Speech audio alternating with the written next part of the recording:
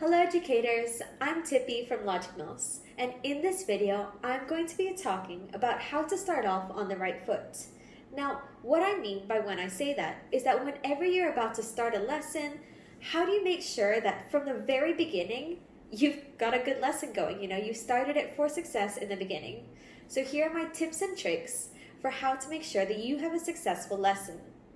Now, particularly when you have online lessons, you really want to start it off on a good note. Because what happens is that when you first engage with your students, they need to make that distinction between, oh, I'm at home, I'm relaxing, I'm chilling, and now I'm entering a lesson.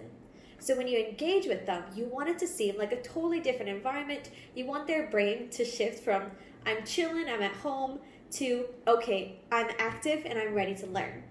Okay? So the way that you can do that is even before you start your call, make sure that, you feel good about yourself, that you're ready and you know what you're going to do. You've, gone over what your lesson plan is. And when you start it, you're ready to engage these kids. You're ready to start teaching them.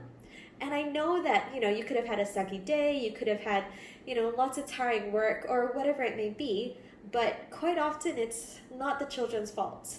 And so you don't want it to be. So make sure that, you've relaxed yourself and you're about to start your lesson on a positive note.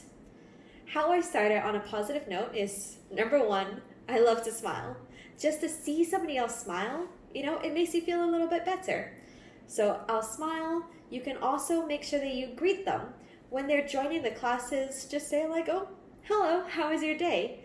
Because if you're talking to them, you're making sure that they're comfortable communicating with you, especially when they're confused, when they're insecure, when they just need to ask you something about what's happening.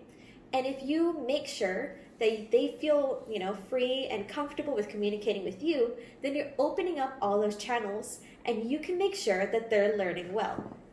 Something else that you can do, especially for younger kids, is to start it off with a little activity.